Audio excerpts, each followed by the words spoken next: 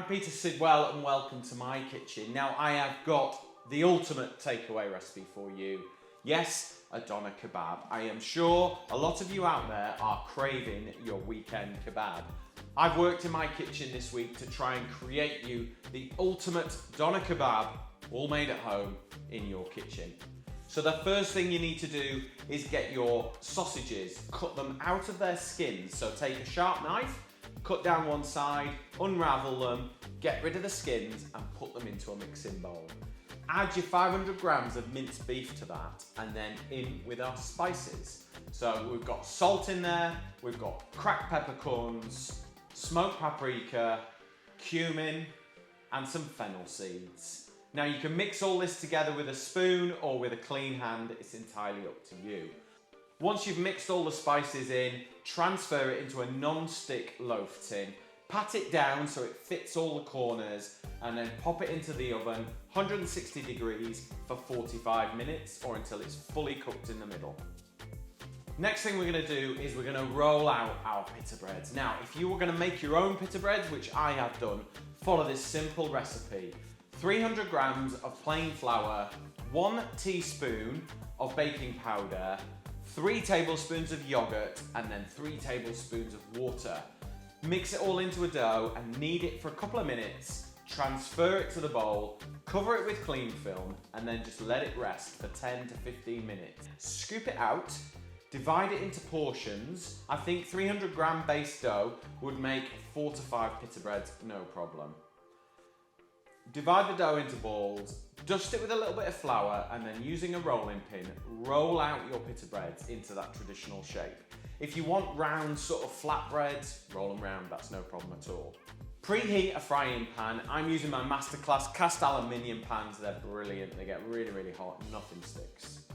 So transfer your pita bread into a dry, warm frying pan. Toast it on one side until you start to see the bubbles appear and it starts to go golden on one side. Then carefully flip it over and cook it on the other side for 2 or 3 minutes as well. Repeat the process until you've cooked all your pita breads. Okay, now to make our yogurt sauce. So I've got half a cucumber here. I'm going to cut it down the middle and then using a teaspoon, push the seeds out. We don't want the seeds, they're full of water, it will just dilute the flavour. Get rid of those seeds and then cut them into matchsticks, turn them the other way and then dice them into little cubes. And then into a mixing bowl with some dried mint and then plenty of lovely Greek yogurt. Mix it all together and then add a final little squeeze of lemon juice just to give it that lovely acidic bite. Now our yogurt dip is done, it is time for the salad. Now I've got fennel bulb here, but you could use cabbage or fennel. It really doesn't matter. You can even use carrots chopped up really fine into little matchsticks. Just shred up the fennel or the cabbage really finely. Take your time, it's nicer if it's cut thinner. Then a red onion, nice and sweet. Finally shred that up as well. And then I've got a few radishes that I found in the fridge, so I'm going to add them for a bit of crunch. So it doesn't really matter, there's no hard and fast rule. And then squeeze the lemon juice, drizzle of olive oil and kind of mix it all together.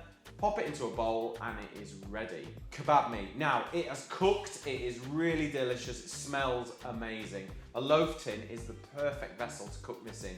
So pour away the excess liquid that's come out as it's cooked because you don't want that. Transfer the kebab meat onto a chopping board and then with a sharp knife, I use my edge keeper knives because they are brilliant. Carve it up really, really fine, like shred it like you would in the kebab shops. And then with your flatbread, on with your yogurt, on with your kebab meat, and then top it with your salad. I like to give mine a final squeeze of lemon juice because I really like that acidity that works with it. Fold it up and enjoy your homemade kebab. Now, if you want the recipe, go to kitchencraft.co.uk and you will find it there with loads of other recipes and ideas.